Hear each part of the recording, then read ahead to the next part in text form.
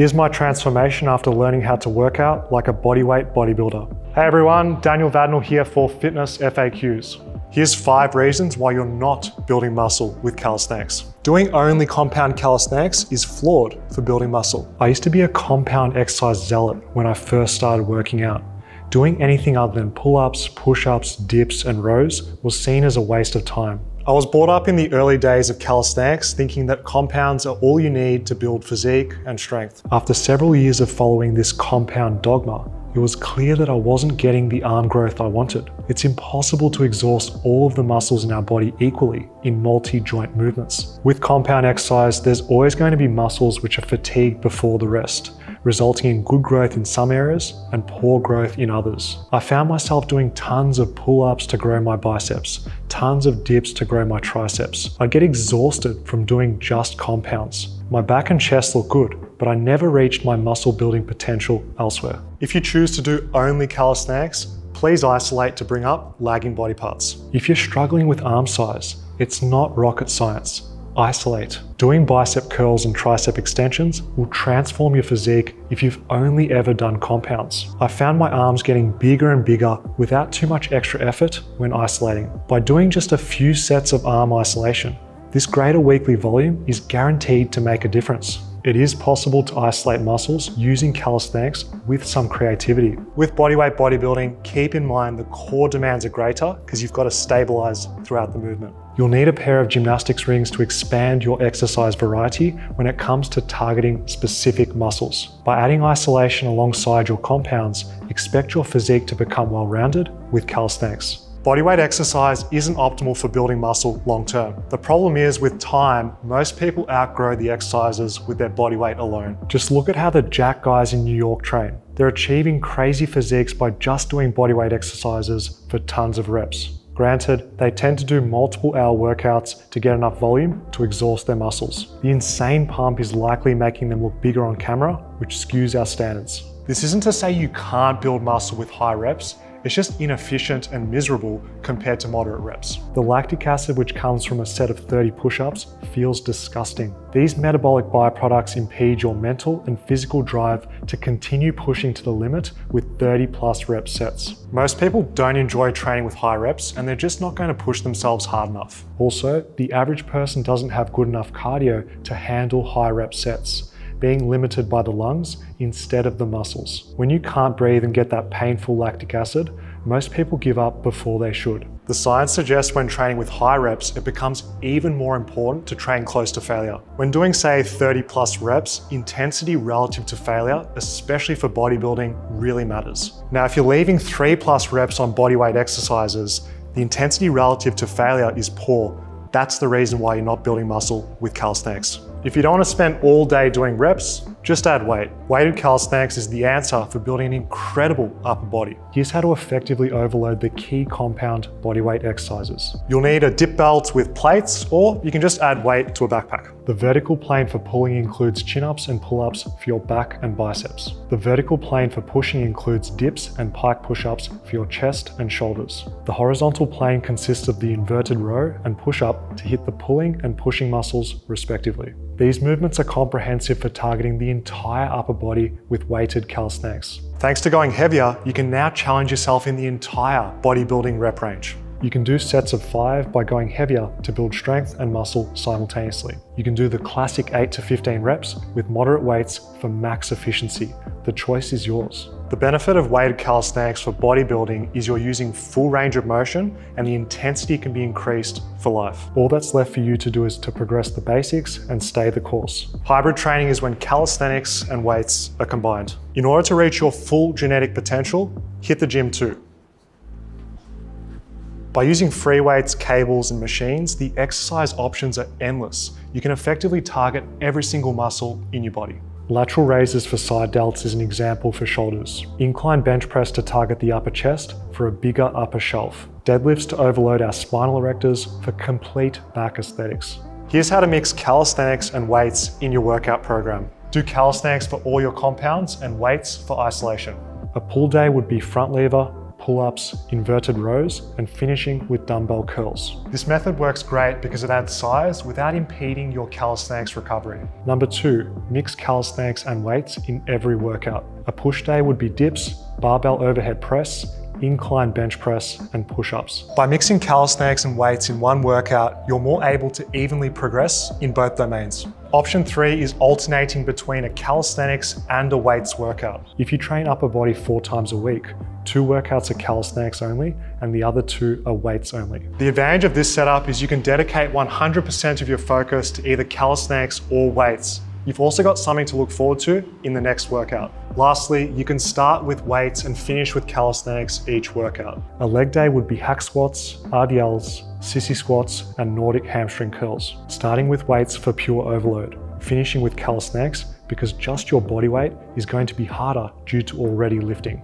With the order of weights followed by calisthenics, you can get a huge stimulus relative to the fatigue by ending with bodyweight exercises for bodybuilding. An explosive technique is not the best idea for building muscle. People train explosively to make the movement efficient. This aggressive technique maximizes strength for those with performance goals. If your goal is to increase 1 RM strength, this makes sense for recruiting the most motor units. By using fast negatives and abusing the stretch reflex between reps, there's no question you'll be stronger as a result. For people who want to build muscle as a priority, the drawback is increased injury risk. Fast speed and heavy weights for low reps invite greater stress on the joints and tendons. Without careful overload and listening to one's body when going heavy, many people find themselves constantly sore or dealing with injury. Using a strength lifting technique when you want to build muscle is flawed. Here's how to fix it. Technique for building muscle is about making each rep as difficult as possible. By using a controlled eccentric, pausing between reps, and employing full ROM, any exercise becomes harder. This strict form should be consistent across all your exercises, optimizing the stimulus to fatigue ratio. You're now getting more tension on the muscles and relying less on momentum. You're likely using a posture which makes leverages worse, positioning your body so that the exercise feels harder and actually less efficient. By making lighter weights feel heavy, you'll get more bang for your buck for hypertrophy.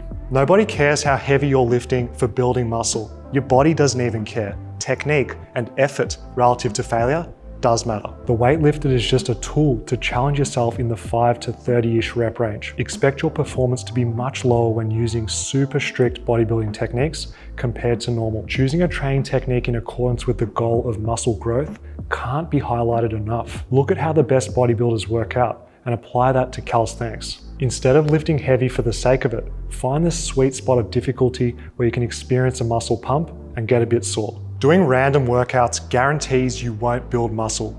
Social media is to blame. The temptation to do all these new exercises is hard to resist. Doing something new is exciting, it's fun, and it gives us a huge surge of dopamine in the moment. Choosing novelty is like junk food. Sticking to a routine is like healthy food.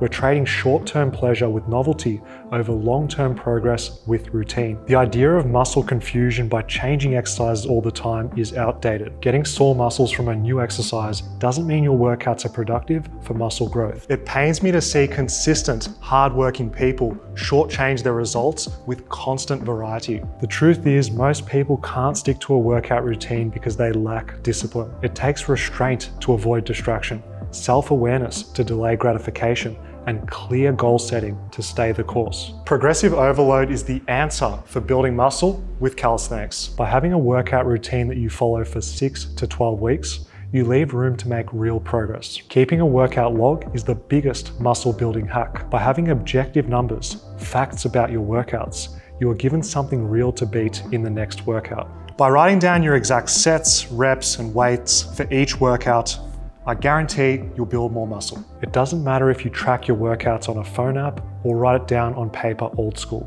Just do it. Accountability of effort is built in with a workout log. It's the best way to coach yourself to success. When a workout log is used correctly, you're more likely to train at the correct dose and intensity to build muscle. You're able to do a little more than last time and are motivated by seeing the upward trend of improvements in your workouts. Whenever I'm too lazy to keep a workout log, there's a few problems which occur. I stay in the comfort zone and get complacent. My workouts look the exact same and my results do too. There can be less of an impulse to push the comfort zone if we're vague about what we've done previously. Problem 2 is the novelty trap I spoke about earlier. I start doing random workouts and exercises because I can't put my progress in perspective. With a workout log, I avoid distraction and get more enjoyment from trying to improve the same exercises. Training intuitively doesn't work for everyone. If you're a maniac like me, you'll just keep going and going until failure. This mental model gives us peace of mind when it's not clear exactly what we did last workout. Failure is a foolproof way to know there's been enough effort to grow, but it comes at a cost. There's no way you can consistently improve workout after workout for 6 to 12 weeks by going balls to the wall all the time. Keeping a workout log is a non-negotiable if you're serious about building muscle. Being calculated with small progress over time is the best approach. Workout logs allow people who under or overdo things to train optimally. This allows you to hit the sweet spot of volume and intensity over the course of your workout phase. Time must be respected if you want to build muscle. It's not one hard workout that matters. Rather, slow and steady gains over months is what creates change. If your workout consists of mainly straight arm isometric exercises, this is a problem for hypertrophy. Isometrics are designed for specific strength. In calisthenics, being able to hold the body horizontal against gravity. The science is clear. Mid-range isometrics are ineffective for building muscle. We just have to look at the body type of your average calisthenics specialist in statics. Phenomenal performance with holds, but often lacking muscle size. We have to remember the goal of straight arm isometrics. It's to get stronger in the exact exercise held. The exercise science principle of specificity applies. Isometrics strengthen the range held and have negligible impacts on physique. Basically, you'll get a nice front lever or planche when doing mid-range isometrics, but don't expect to become bodybuilder big. Instead, do calisthenics through a full range of motion. I'm someone who wants to build muscle and master calisthenics. I understand full range of motion is where the magic happens. Therefore, when doing straight arm exercises, I just make them bodybuilder friendly. Make sure that you're doing 5 reps or more when training straight arm calisthenics through full ROM. Be sure to train with a high intensity. Leaving only a few reps in the tank every set ensures you're working hard enough to grow. The muscle damage from the eccentric negative should be emphasized. If you want to build muscle mass with calisthenics skills, milk that lowering phase like your life depends on it. By just doing your negatives slower, the physique changes will be night and day with calisthenics. Training full range of motion calisthenics skills is more fun, in my opinion. Having movement in the mix is an enjoyable way to train calisthenics while also gaining mass. You won't be setting world records in static holds, but you'll get more size and some strength. In closing, the most important principles for building muscle with calisthenics include weighted calisthenics to make bodyweight exercises harder, while also mixing in weights at the gym. Use a full range of motion with bodybuilding tempo for a better stimulus on the muscles with less fatigue. Progressive overload is a must for getting bigger. Keep a workout log so that you're actually increasing reps and weight lifted over time. Including compound and isolation exercises is the best for getting a complete physique from head to toe. By following today's video, you can build muscle with calisthenics. Don't forget your calorie surplus and sleeping like a baby. See you next time.